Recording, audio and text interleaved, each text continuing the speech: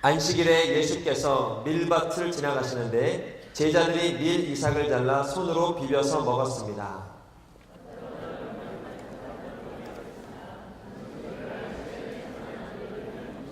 예수께서 그들에게 대답하셨습니다. 다윗과 그 일행이 굶주렸을 때에 다윗이 한 일을 읽어보지 못했느냐?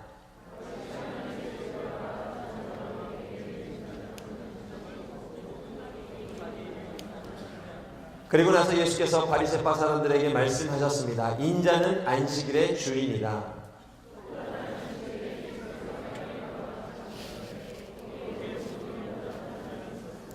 바리새파 사람들과 율법학자들은 예수를 고소할 구실을 찾으려고 안식일에 예수께서 병을 고치시는지 안 고치시는지 엿보고 있었습니다.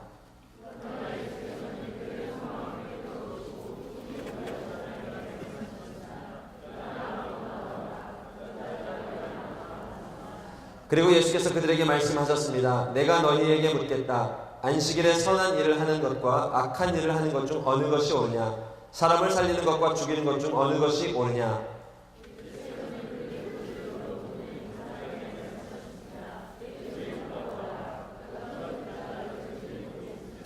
함께 읽겠습니다. 그러나 그들은 화가 나서 예수를 어떻게 해야 할지 서로 의논했습니다. 제가 FA로 우르무치에서 사역을 했을 때 전설적으로 사역했던 한 온누리교회 선교사님의 얘기를 들었습니다. 당시에는 10여 년 전 얘기인데요. 어렵다던 그 무슬림 선교지에 들어가서 현지인들을 전도하고 세워서 40명의 무슬림들을 개종시키고 교회를 개척한 분에 대한 이야기였습니다. 주님을 뜨겁게 사랑하던 아직 미혼이었던 한 자매님의 이야기였습니다. 그리고 그분이 한 번은 안식차 서울 온누리교회에 들어오게 되셨죠. 그런데 이분을 유심히 주일날 선교 본부에서 지켜보니 주일마다 너무너무 열심히 예배를 드리는 거예요. 한 번의 예배, 두 번의 예배가 아니라 주일날 있는 7번의 예배를 모두 다 참석해서 예배를 드리는 것입니다.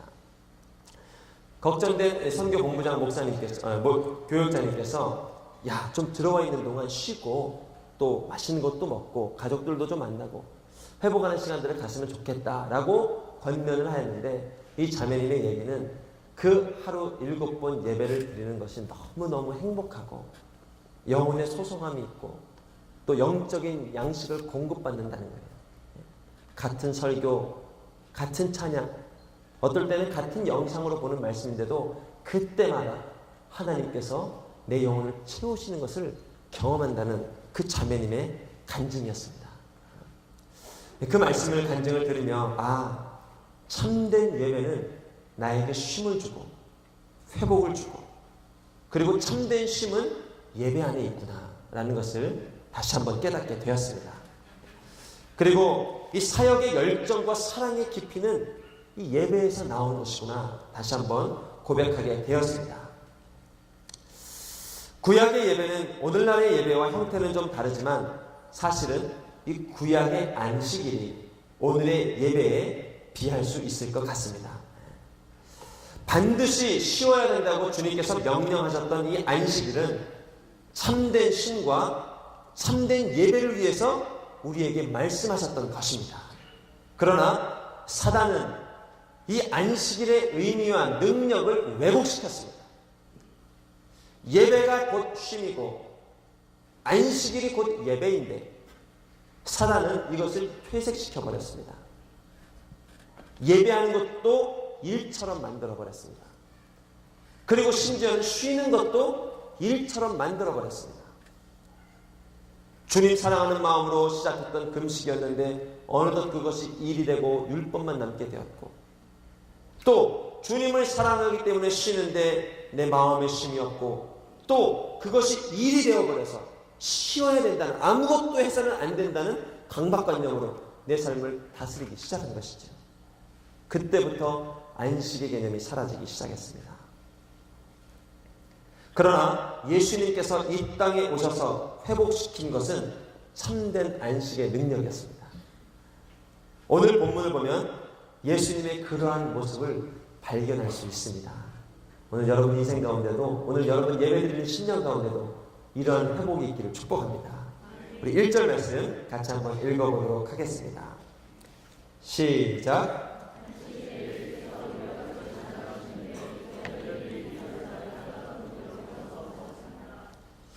이 구약의 유대인들은 얼마나 철저하게 안식일을 지켰는지 쉬라고 명령한 말씀을 지키기 위해서 조금이라도 일처럼 느껴지는 것은 안식일날 못하도록 금한 거예요.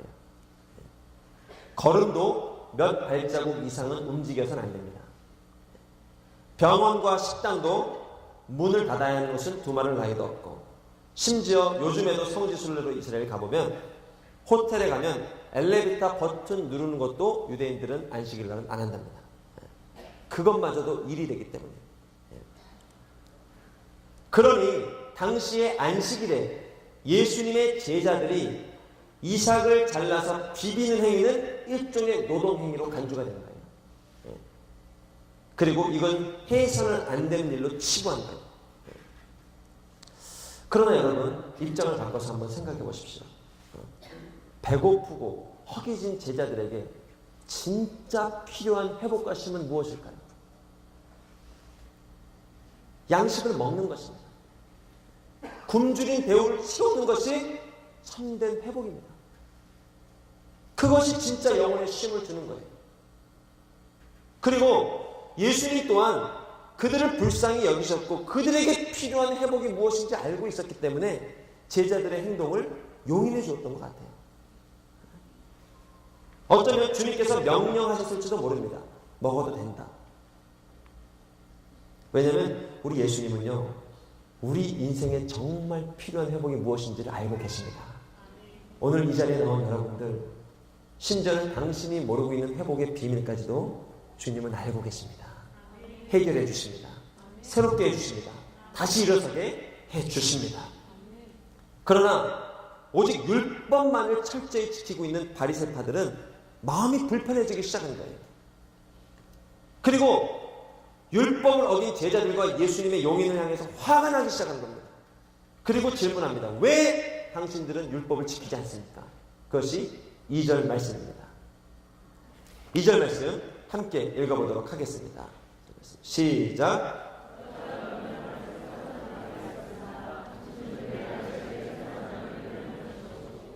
여러분, 배고픈 사람에게는 먹을 것을 주는 것이 참된 사랑입니다.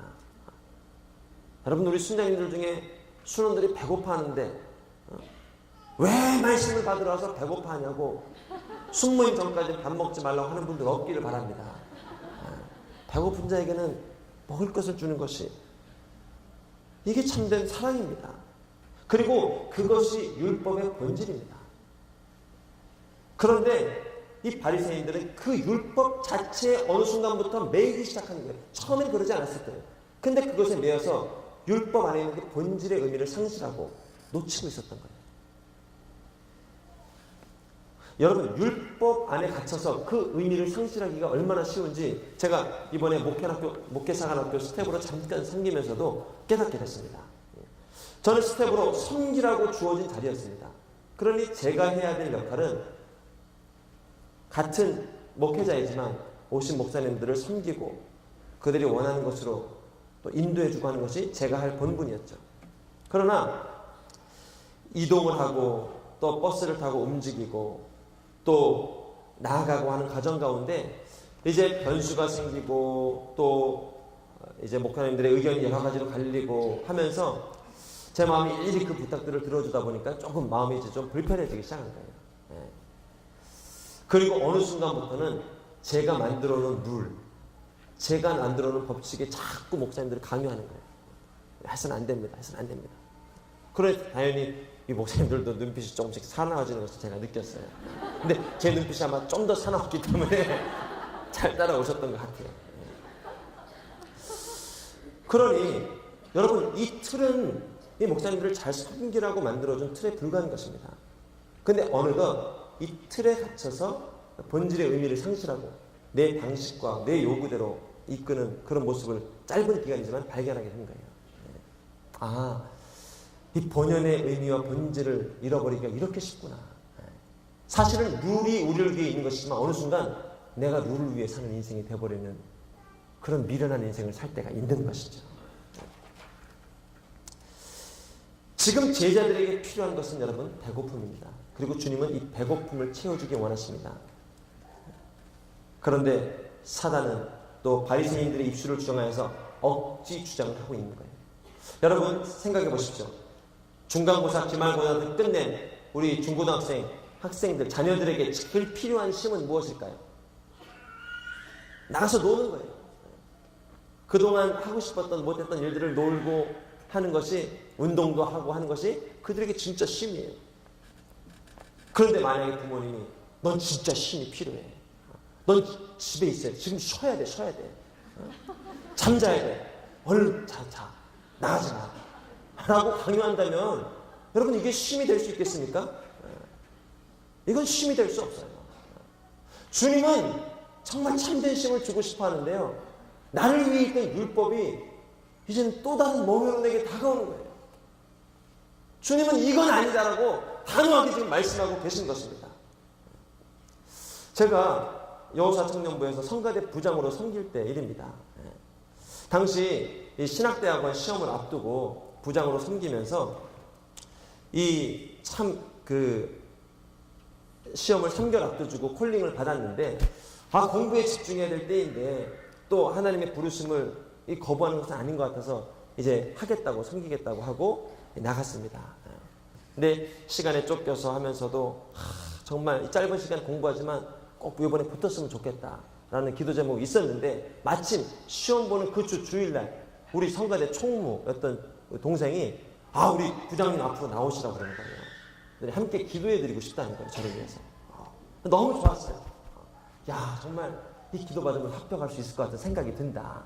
해가지고 기도 제목을 놔주고 이제 마무리 기도를 우리 총무님이 하시는데 그 총무님이 사람들 다 손을 얹고 기도하는데 이제 이렇게 기도를 하는 거예요.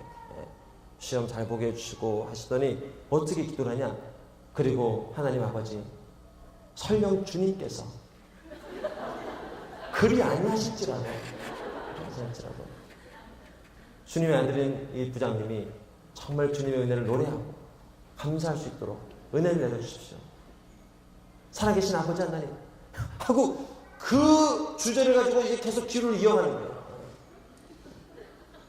지금 저에게 필요한 것은 합격을 위해서 금식하고 중보해주고 간절한 마음으로 정말 두 손 들고 기도해주는 게 필요한데 왜 본인이 그 기도를 그렇게 올려드리는 거예요? 진짜 중간에 기도를 끊으려고 그랬습니다. 나는 이 기도 받고 싶지가 않다. 근데 이제 믿음으로 마지막까지 받았고 결국 주님께서 그 기도에 응답하셔서 제가 불합격 통지서를 받는 순간 가장 먼저 우리 청구님이 떠오르는 거예요. 물론 그 기도대로 감사할 수 있는 마음을 주셨습니다. 할렐루야. 그러나 중요한 것은 제자가 원하고 있는 바가 무엇인지를 알아야 돼요.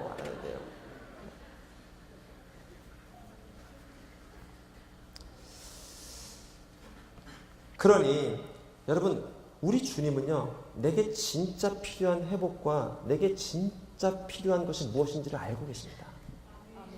그리고 그것을 응답해주고 새롭게 해주기를 원하세요. 근데 오늘 바리새인들은요 예수님의 제자들을 생각해주고 걱정해주고 바른 길로 인도해주는 것 같지만 사실은 사단에게 속고 있는 거였습니다.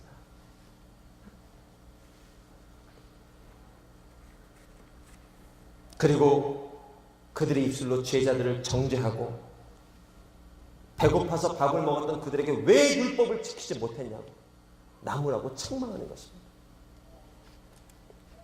언뜻 보면 나를 위해주고 나를 걱정해주는 말 같지만 실상은 제자들의 배고픔과 영혼의 굶주림에는 관심도 없고 그들의 기준에 맞춰서 정죄하고 판단을 따름이었습니다. 여러분 우리 인생 가운데도요 사단은 이 좋은 율법을 가지고요 우리 인생을 얼마나 피곤하게 하고 힘들게 하고 지치게 하고 낭망하게 하고 절망하게 하고 산 소망을 끊어버리고 믿음의 결단을 희미하게 만드는지 모릅니다. 갖지 않아도 될 정죄감 때문에 더 한 걸음 나아가지 못하게 만들고 하지 않아도 될 후회에 얽매이게 하고 마치 내 인생이 그것을 걱정해 주는 것처럼 거짓말로 나를 미혹해 합니다. 이것이 바로 사단의 계계이죠. 오늘 제자들을 정죄하고 있는 율법이 그렇습니다. 혹시 이 중에 율법에 매여서 하나님의 더 큰 회복의 자리로 나아가지 못하고 있는 분들 계신다면 주님께서 여러분을 자유케 하기 원하십니다. 사랑하는 아들아 딸아, 두려워 말라. 내가 너와 함께 하니라. 내가 너의 소망이 되어주고 내가 너의 힘이 되어주고 내가 너의 능력이 되어줄 것이다. 할렐루야.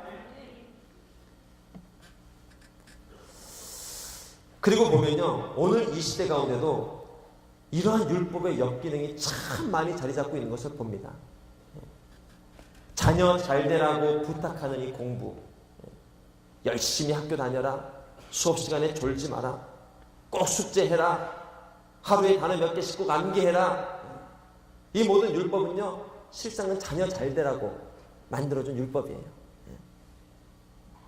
그런데 이것이 어느 순간부터 맹목적인 비전이 되고 율법이 되고 자녀가 무엇을 원하고 있는지, 학생이 정말 원하고 있는 게 무엇인지를 깨닫지 못하고요, 다가가고 막 쪼기 시작하고 하면요, 이것이 이제는 나중에 입시 스트레스가 돼가지고요, 얼마나 많은 이 자녀들 또 학생들의 삶을 무기력하게 합니다. 상하게 합니다. 또 절망하게 만듭니다.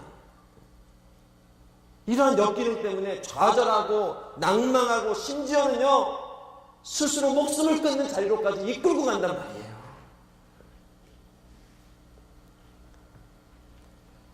율법의 의미가 사라지고 율법만 남았을 때 우리 영혼은 얼마나 고통스러운 시간을 보내게 되는지 모릅니다.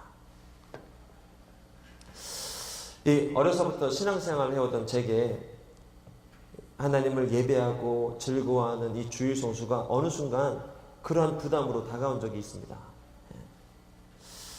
당시 제게 필요한 것은 마음을 나눌 수 있는 어떤 상담, 중학교에 진학하고 초반 적응을 잘 못하던 제게 이런 고민과 어려움을 나눌 수 있는 누군가가 필요했습니다.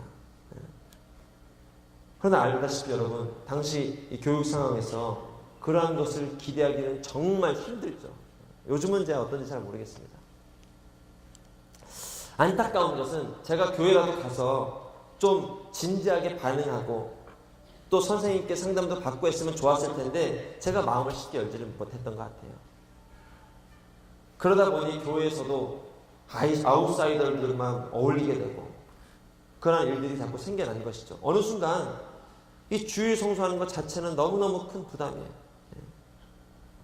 어려서부터 지켰던 율법이지만 점점 하나님 사랑은 사라지죠. 하나님은 내 삶에 별로 관심이 없는 것처럼 느껴지죠. 그리고 율법만 남는, 주의를 지켜야 되는 것만 남아가니까 이게 힘든 거예요. 이해가 안 되는 거예요. 왜 나는 주일 9시마다 하는 이 재밌는 TV를 안 봐야 되는가? 왜 나는 이 시간마다 교회에 나가야 되는가? 그때부터 이제 부모님께 좀 일찍 나간다고 8시부터 집을 나오는 거예요. 9시에. 그리고 오락실을 가는 거예요. 가서 친구들하고 오락하고 8시 50분 되면 이제 막 뛰어가지고 예배 드리는 거예요. 그 다음 주는 55분, 그 다음 주는 9시, 그 다음 주는 9시 10분, 마지막에 축도만 받고 나오면 된다. 그러니 여러분, 얼마나 인생이 피곤하겠습니까?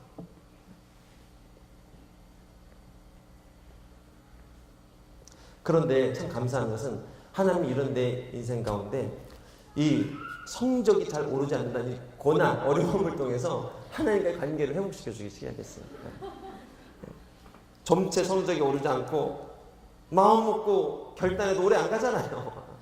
정말 마음 먹고 새롭게 있어서 독서실 끊으면 한 일주일 이상 못 버티고 가방만 남겨지고 어떤 이런 상황들. 근데 부모님께서 가르쳐준 신앙으로 그때마다 그 앞에 교회에 가는 거예요.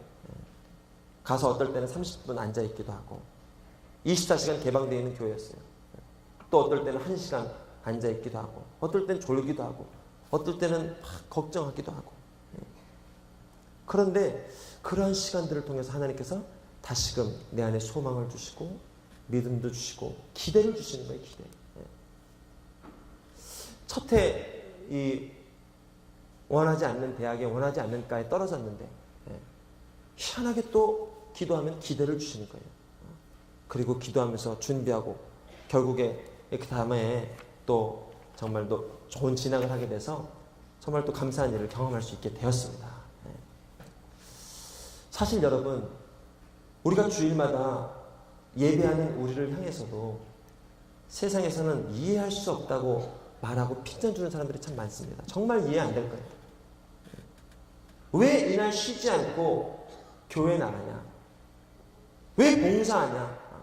차라리 골프 치고 쉬고 누리고 자유하면 좋을 텐데. 그러나 여러분, 정말 예배의 능력을 알게 되고 정말 이 자리에 나오다 보면요, 정말 역으로 세상의 재미들이 사라지기 시작합니다. 저는 확신합니다. 주님을 알아갈수록, 주님이 부어주시는 은혜를 받을수록 이 자리에 혹시 술, 담배 못 끊어서 고민하고 염려하는 분들이 계시다면 여러분 괜찮습니다. 하나님은 여러분 더 깊이 알려주기 원하십니다. 어떠한 사람과 어떠한 비밀이 있는지. 술, 담배 끊는 게 문제가 아닙니다.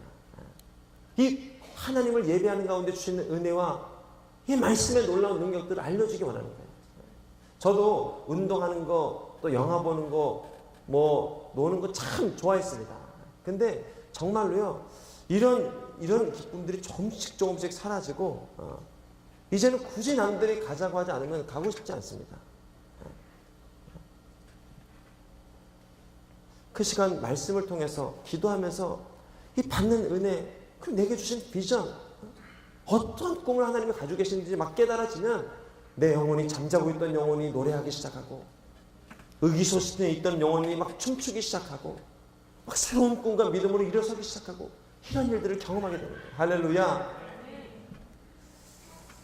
그러니 여러분, 우리의 삶을 돌이켜볼 때 참된 안식의 능력은 어디서 나오는가? 예수 그리스도를 내 삶 가운데 인정하고 주님의 주되심을 선포할 때 이러한 참된 회복이 일어나는 것입니다. 그래서 오늘 5절 말씀을 보면 예수님께서 이 안식일에 대해서 이러한 명령을 바리새파 사람들에게 주고 계신 것입니다. 우리 5절 말씀 한 목소리로 함께 읽어보도록 하겠습니다. 6장 5절 말씀 시작.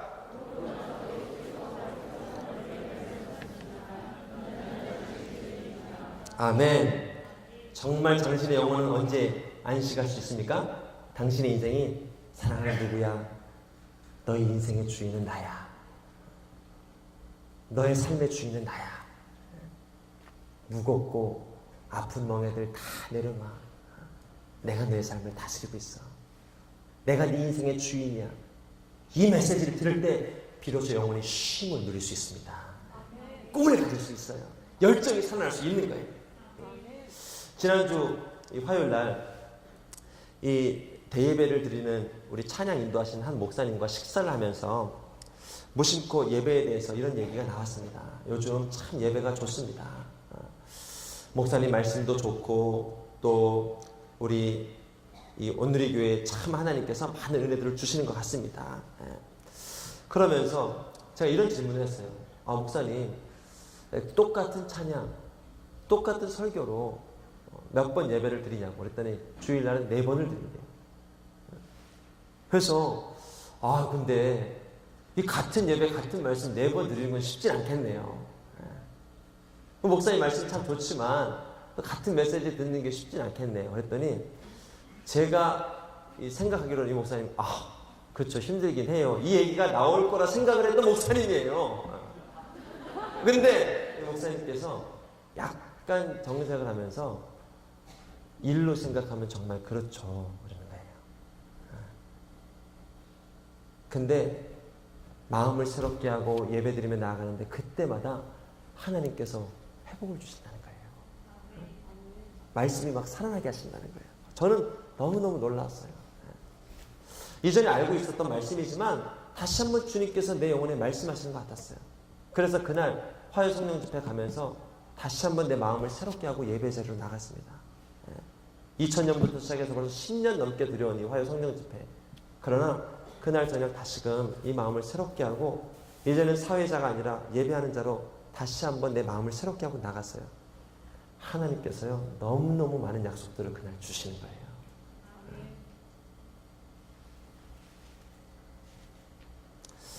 제 말 듣고 한번 도전해보고 싶은 분들은 특별히 리더십들 중에 해보고 싶은 분들은 주일 아침 예배 한번 드리고 또 이 예배 드리고 여러분 사역의 자리, 섬김의 자리로 나가보세요. 이것이 일이 아니라 여러분의 도전이 되고 하나님 향한 사랑이 될 때 하나님께서는 놀라운 은혜로 여러분의 영혼을, 한 주간의 영혼을 책임져 주실 것입니다. 주일마다 노방전도 나가서 거리에서 찬양하고 예배드리는 지체들도 있습니다. 여러분 왜 그것을 할까요?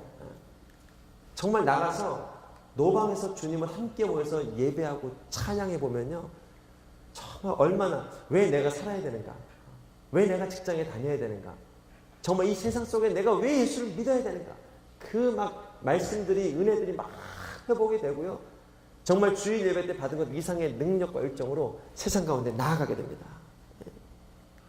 바울 대학부 시절에 참 이 전도 훈련이 힘들기도 했지만 막상 나가보면 얼마나 재밌고 행복을 경험할 때가 많은지, 내가 사는 이유를 알고 왜 살아야 되는지 목적이 분명해집니다. 그것은 하나님을 높이고 경배하고 영화롭게 하는 것이 우리 인생의 비전이거든요. 우리 예수님은요 우리의 진정한 회복을 원하고 계십니다. 여러분 두려워 마십시오. 우리 주님은요 당신에게 은혜 없이 어떤 것을 강요하거나 부담 주는 분이 절대 아닙니다. 우리 주님은요 당신의 영혼에 참된 회복을 주기 원하세요. 언제 비로소 내가 춤출 수 있을까요? 주님 앞에 예배할 때, 주님 앞에 노래할 때. 언제 비로소 내가 자유해질 수 있는가? 하나님도 내게 말씀을 주시지만 한 주일간 삶 가운데, 직장 가운데서 사단 마귀가 얼마나 많은 가라지들도 내 안에 줍니까? 그러나 언제 비로소 내 영혼이 자유로워질 수 있는가? 사람보다 주님이 크게 보이고 사람의 음성보다 하나님의 말씀이 크게 들릴 때 비로소 자유케 되는 줄로 믿습니다. 이러한 회복이 있기를 주님의 이름으로 축복합니다.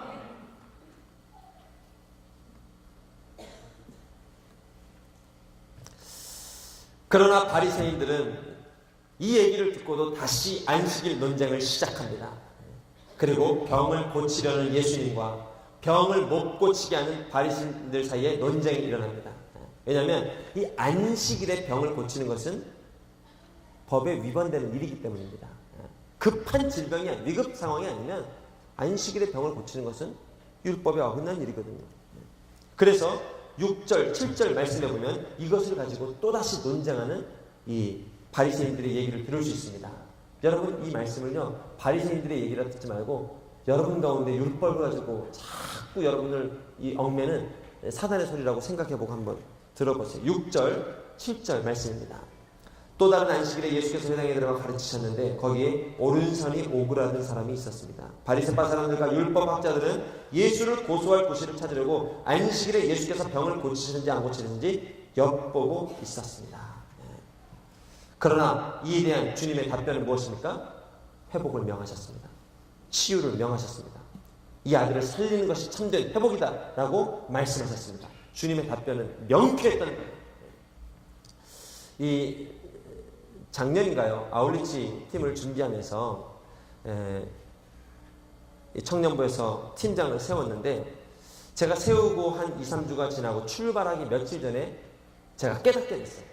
미처 그 팀을 잘 살펴보지 못하고 팀장을 세웠는데 세우고 보니 우리 자매 팀장님이 그 팀에서 거의 한 30명 되는 팀 중에 거의 막내였던 거예요.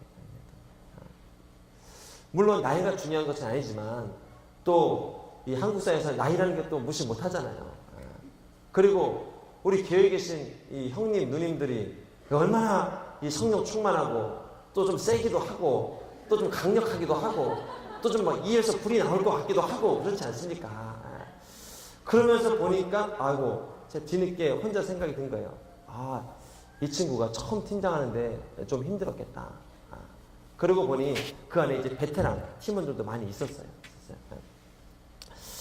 그런 걱정으로 갔다가 이제 첫날 들어갔는데 아니나 다를까 제가 이제 딱 기도를 해주는데 막 울면서 얼마나 힘든지를 막 숨기면서 이렇게 제가 보게 됐죠. 해가지고 제가 이걸 어떻게 해야 될까? 이제 다음 팀으로 저는 이동을 해야 되고 어떻게 해야 될까? 근데 이제 오면서 다시 한번 걱정이 돼서 전화를 했습니다. 그리고 제 판단으로는 이 상황은 도저히 뚫고 나갈 수가 없겠다는 게 제 결론이었어요. 그 나이 많으신 우리 언니 오빠들을 혹시 마음 상하게 하는 말이라면 용서해 주시길 바랍니다. 절대 그런 의미는 아니었지만 이 자매가 느꼈을 어떤 그 무게감이 이렇게 느껴졌어요. 그리고 여긴 방법이 없다. 그래서 제가 내린 방법은 한 가지였습니다. 한 가지. 잠깐 피하라. 피하라. 그래서 제가 농담 반 진담 반으로 이렇게 얘기를 했습니다. 야, 지금 몸이 아프다고 하고 옆에 보니까 어떤 병원이 있더라. 그 병원으로 가라. 가서 한 3시간만 자고 나와라. 목사님 무슨 어떻게 가요? 야, 장난 아니고 지금 가. 부팀장한테 맡기고 그냥 가. 다른 사람 얘기하지 말고 그냥 가. 예, 알겠어요. 볼게요. 이렇게 하고 전화를 끊었습니다. 그 다음날 돌아왔는데 너무너무 성령 충만하고 좋은 거예요. 그래서 정말 하나님이 이 팀에 은혜를 주셨구나. 참 감사했어요. 근데 나중에 한 2주가 지나고 아울렛 팀장님 쉐어링을 하는데 그때 자녀님이 이렇게 간증을 해주더라고요. 참 하나님께서 이 팀 가운데 놀라운 일들을 해주셨는데 또 그 중에 하나가 이 목사님한테 들은 얘기가 참 위로가 됐다는 거예요. 왠지 그날 안 오셔도 될 목사님이 오셔서 자기한테 너 더 기도하고 말씀 보고 더 사랑하고 그 힘들어하는 관계들 좀 더 다가가고 하라고 할 것처럼 느껴졌다는 거예요. 그리고 제가 그렇게 하나님 말씀하셨으면 얘기할 수도 있습니다. 근데 그날따라 저에게는 그런 마음을 강하게 주셨어요. 그래서 얘기를 했는데 이 팀장에게는 그게 너무 이렇게 위로가 됐나 봐요. 그리고 하나님 주신 마음처럼 느껴졌나 봐요. 잘하고 있어. 그리고 걱정하지 마. 이제는 다 맡기고 그냥 너는 예배하고 기도하며 나아가 이런 마음처럼 느껴졌나 봐요. 그리고 그때부터 하나님이 새 마음을 주셔서 정말 마지막에 웃으면서 끝날 수 있었다는 거예요. 여러분 그런 상황에서 아울렛이 마지막 웃으면서 끝나기 어렵습니다. 이 악물고 마지막까지 하다가 끝나고 잠수 타버리는 게 보통 율법의 능력입니다. 근데 하나님은요 그 팀장에게 무엇이 필요한지를 알고 있었고 어떤 위로가 필요한지 알고 있었고 사랑따라 잘하고 있어. 지금까지 잘해왔어. 또 막내로서 여기까지 온 게 얼마나 힘든 건데 처음으로 초짜로 잘했어. 격려해 주니까 자매가 주님의 마음을 느낀 대로 회복이 일어난 거예요. 오늘 예수님은요 이 본문 속에 나온 병자를 향하여서도 남들과 다른 마음을 가지고 계셨습니다. 그것은 무엇인가? 빨리 회복돼야 되겠다. 빨리 고쳐줘야 되겠다. 그래서 6장 9절에 이렇게 바리새인들을 향하여 얘기하십니다. 그리고 예수께서 그들에게 말씀하셨습니다. 내가 너희에게 묻겠다. 안식일에 선한 일을 하는 것과 악한 일을 하는 것 중에 어느 것이 옳으냐? 사람을 살리는 것과 죽이는 것 중 어느 것이 옳으냐? 여러분의 인생을 좀먹고 해하려 하고 괴롭히고 힘들게 하는 율법의 멍에를 향해서 주님이 말씀하십니다. 사랑하는 내 아들 내 딸에게 살리는 게 유익하냐 죽이는 게 유익하냐? 이 아들에게 필요한 것이 무엇이냐? 정죄가 필요하냐? 책망이 필요하냐? 지금 이 아들에게 이 딸에게 필요한 것은 나의 위로다. 나의 능력이다. 나의 구원이다. 라고 당신을 괴롭히는 상처와 아픔과 정죄를 향해서 주님이 선포하고 계십니다.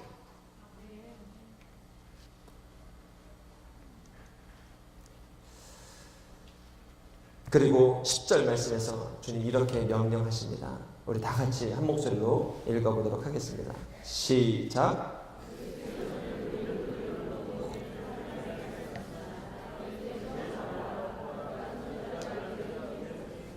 할렐루야. 오늘 이 자리에 나오신 여러분들 정말 축복합니다. 잘 오셨습니다. 그리고 돌아가는 발걸음 새롭게 시작되는 한 주를 통해서 하나님은 말씀하십니다. 사랑하는 아들아 딸아 두려워 말라. 지난밤 불면증으로 잠 못 이룬 사람들 두려워 말라. 잘 왔다. 최고의 선택을 했다. 그리고 고민과 염려마저도 주 앞에 내려놓고 이 자리로 나온 여러분들 사랑 잘했어. 가장 좋은 걸 선택한 거야. 사단은요 동산 중앙의 선악과를 자꾸 따박아서 네가 높아져야 돼. 네가 더 많이 알아야 돼. 네가 더 높은 곳을 가야 돼. 라고 물질적으로 유혹하지만요. 주님은 말씀하시는 거예요. 아니야. 동산 중앙에 선악과가 있어야 돼. 내가 너의 인생을 다스려야 돼. 내가 너의 관계를 다스려야 돼. 너의 힘으로 한 발짝 두 발짝은 갈 수 있을지 모르지만 홍해를 건너는 것은 내 힘으로 가능한 거야. 여리고가 무너지는 것은 내 힘으로 가능한 거야. 오랫동안 너의 인생을 괴롭히고 또아리 틀고 있는 견고한 아픔의 짐들, 이거는 나의 힘으로만 가능한 거야. 그리고 이 자리에 나오신 여러분들에게 이제 하나님은 능력을 주신 거예요. 이제 내가 회복을 명하였으니 믿음으로 돌아가라. 한 주간의 삶 가운데 내가 너와 함께 할 거야. 어떠한 일이 일어나는지 보아라. 어떠한 꿈이 솟아나는지 보아라. 어떠한 위로가 일어나는지 보아라. 주님께서 약속을 주시는 것입니다.